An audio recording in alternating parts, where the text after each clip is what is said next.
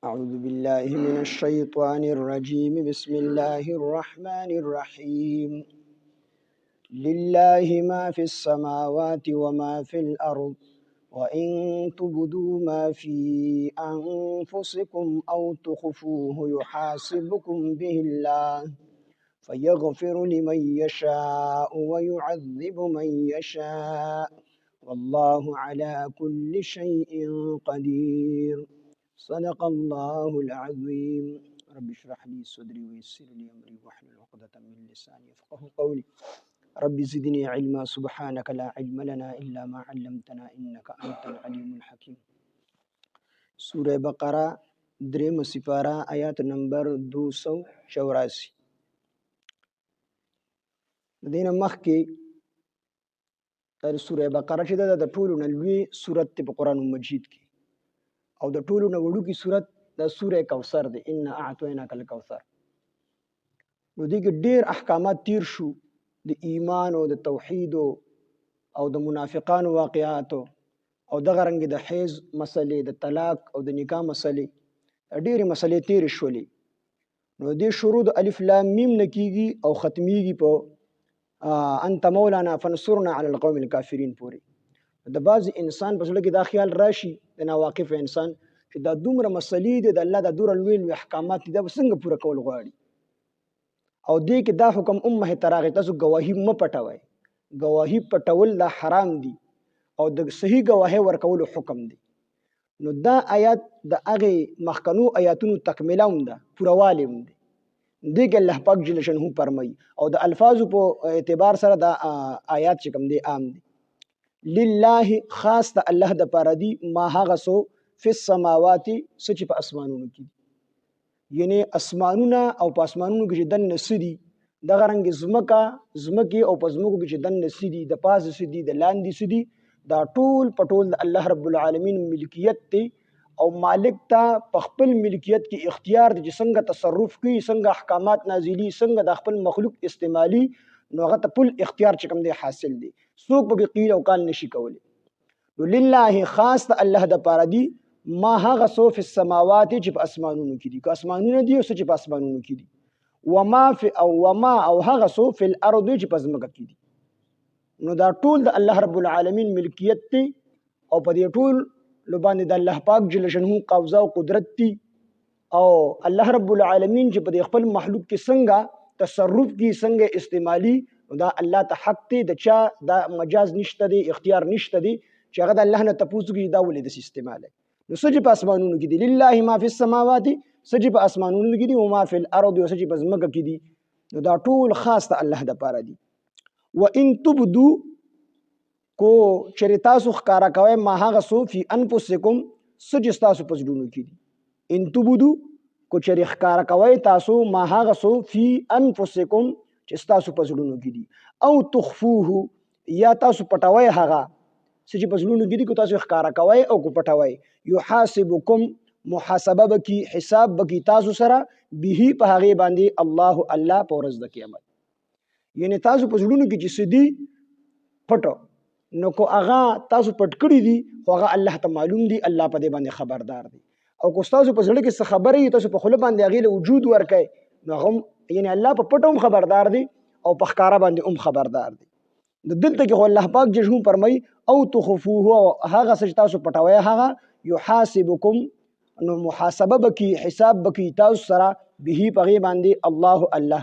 فیغفرو، پس مغفرت بکی، بخنه بکی، لمن هغه چاته یشاء چې وغواړي، ويعذب عذاب به ورکي من هغه چاته یشاء چې وغواړي، والله الله تعالی علی کل شیء قدیر، په هر څیز باندې قادر دی، په هر څیز باندې قدرت دی. نو دلته کې الله پاک فرمایي چې ان تبدو کو چې تاسو ښکارا کوئ، ما هغه سو فی انفسکم څه چې تاسو په زړونو کې دي، او تخفوه یا تاسو یې پټوئ. نو په زړه کې دوه قسمه خبرې دي، د انسان زړه ته دوه قسمه خیالات راځي. یو هغه خیال دی چې انسان په خپل باندې د ګناه یو خیال زړه ته راوړي، نو په هغې به الله پاک جل شانه محاسبه کوي، نیول به کوي. او یو هغه خیال دی چې غیر اختیاري د انسان زړه ته راځي. یعنی عبدالله بن عمر رضی الله عنه نقل دی، فرمایي حدیث دی، نبی علیه السلام فرمایي چې په ورځ د قیامت په الله جل شانه خپل بنده ځان ته رانږدې کړي او دې بنده ته وایي چې بنده تا دا ګناه کړې ده، دا ګناه کړې ده، دا ګناه کړې ده، یو یو ګناه به ورته الله پاک چې کوم دی یادي. او دې بنده ته به وایي چې ای زما بنده دا خبرې ته منې، دې به اقرار وکړي بېشکه الله پاک دا دومره ګناهونه مې کړي. بیا ورته الله پاک رب العالمین وفرمایي چې ای زما بنده څنګه چې په تا باندې ما په دنیا کې پرده اچولې وه،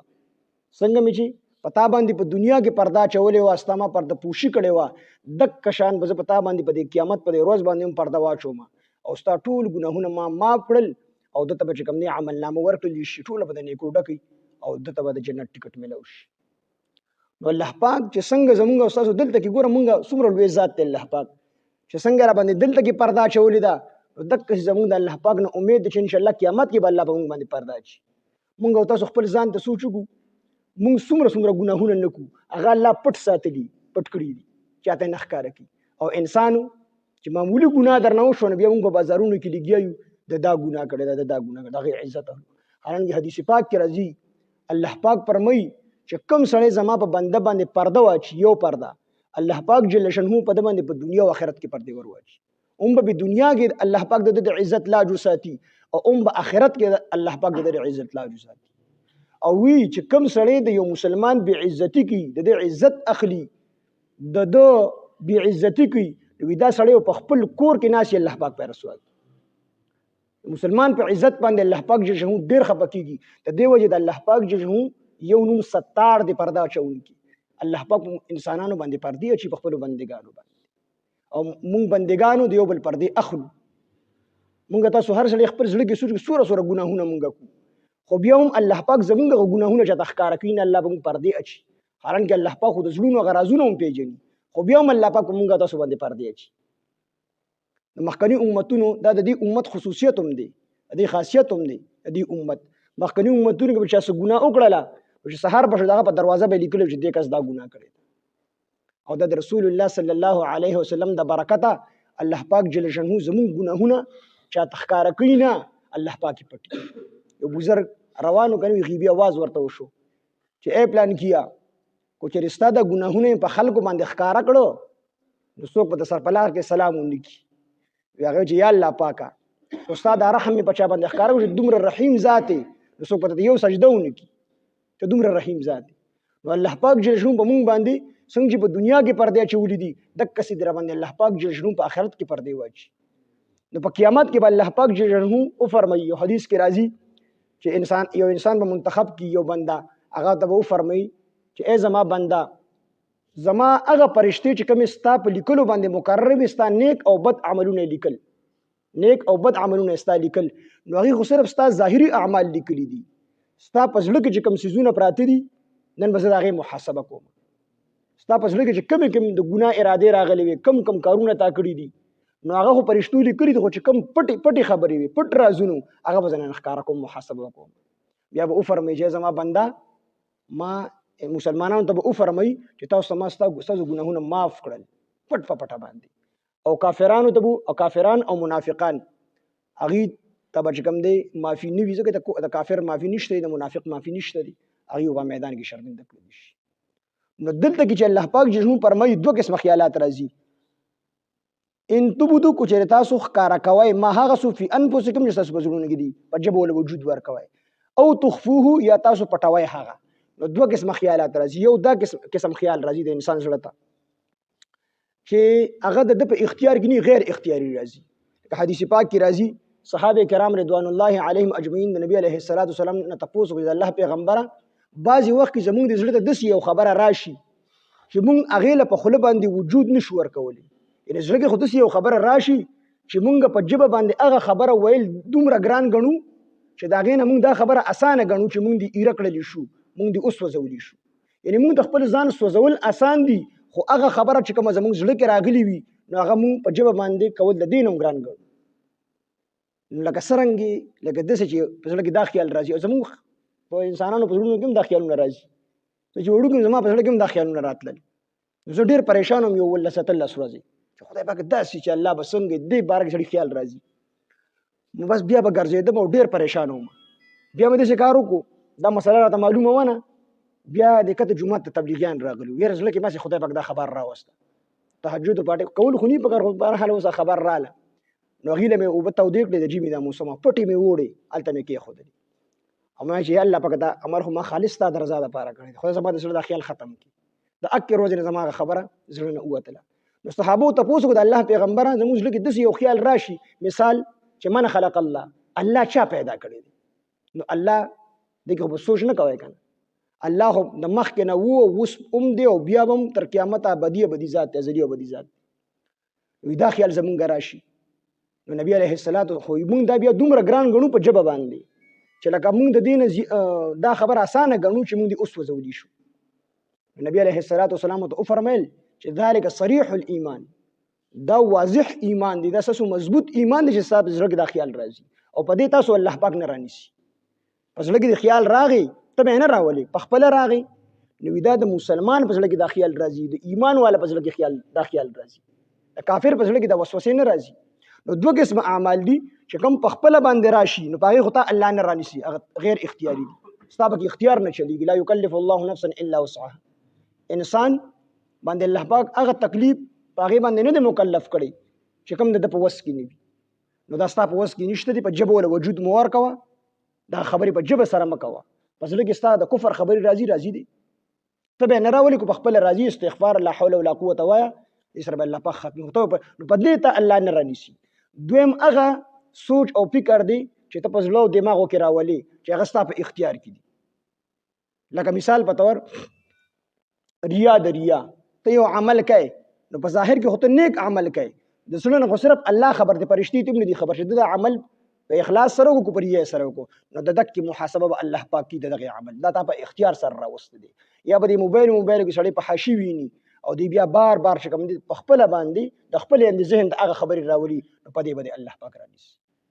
دغه رنګ یو سړی منافق دی نو په ځل کې خو د کفر پروت دی او صرف الله ته پته ده انسان ته پته نشته دي پرشتو ته هم پته نشته ځکه د زړه پته پرشتو ته نه لګي نو په دغه عمل باندې رانیسي نو دوه قسمه اعمال شو بد کو نیک اعمال اراده په ځل کې راځي په هغه بدل الله سزا جزا هم درکړي ثواب بدل هم درکړي او چې بد تر ولي د قصدن عمدن نو په هغه الله سزا هم درکړي خدا کوم چې په خپل باندې راځي غلط خیال چې په خپل پدې الله نه رانیسي نو دغه هغه اعمال ته اشاره ده چې کوم ته په خپل باندې راولي نو لله خاص ته الله د پاره دی ما هغه سو فی السماوات چې په اسمانونو کې دي وما او هغه سو فی الارض چې په ځمکه کې دي وان تبدو کو ښکارا کوي تاسو ما هغه سو فی انفسکم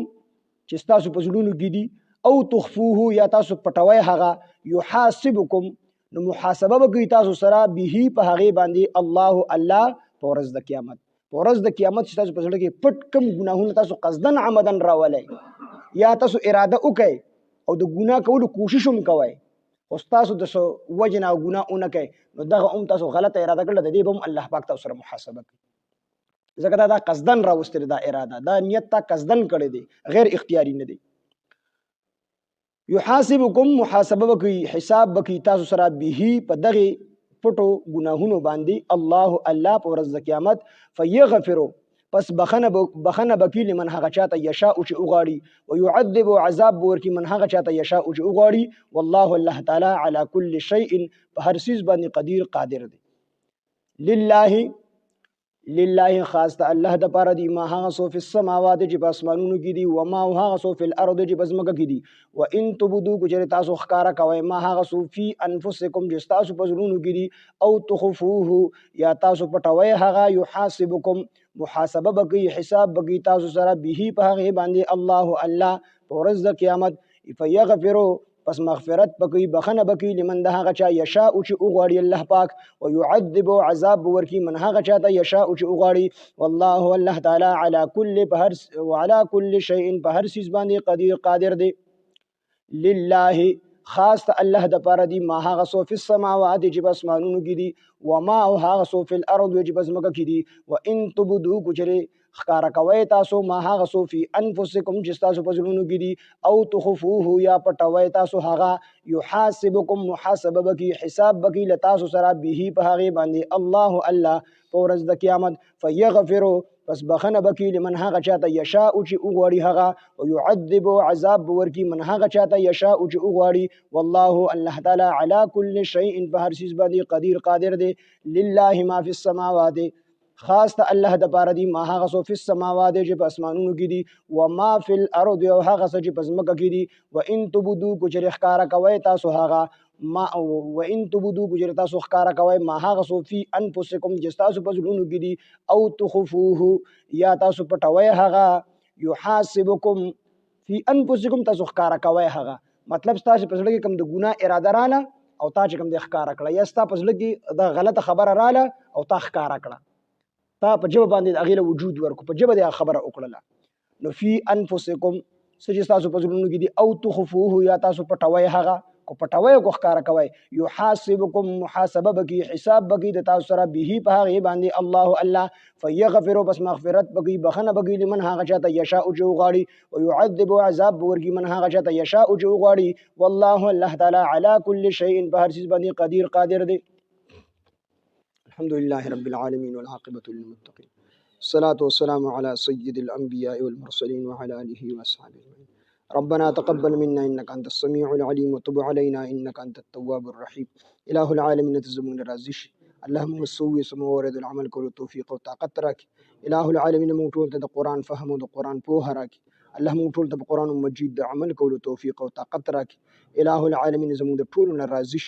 الله جل رازش بيرنا خف مشي إله العالمين هغه پورې موږ مرګ مره ولې تر څو ته زموږ راضي شوي نه الله زموږ د حاضر مجمع ټول ګناهونه معاف کړي الله د ټول امت مسلمه ټول ګناهونه معاف کړي اله العالمین حاضر مجمع کې څومره بیماران دي کورونو کې بیماری دي اله العالمین ټول ته شفاء کامله عاجله مستعمره ورکا اله العالمین څومره قرضداري د قرضونو اخلاص کا اله العالمین څومره پریشانه حالې پریشانه ختم کا اله العالمین څومره نه حق بندیوانی د بند نه آزاد کا څومره خلکو اولاد نشته اله العالمین نیک او صالح اولاد ورته ورک اله العالمین چې د اولاد ورکړل نیکان او صالحان ورته لوي کا اله العالمین څومره مسلمانان اپس کې یو بل سره نه لګي دشمنی طرفګانې دي ټول په دوستو سره بدلي او فرمایا اله العالمین جایز ارمانون زموږ ټول مسلمانانو اله العالمین په خپل قدرت او طاقت سره پوره او فرمایا اله العالمین خاتمه زموږ ټول بالخير او بالایمان کا په وخت ځن قدم د زړه په صدق سره په جبه زموږ د کلمه چالو لا اله الا الله محمد رسول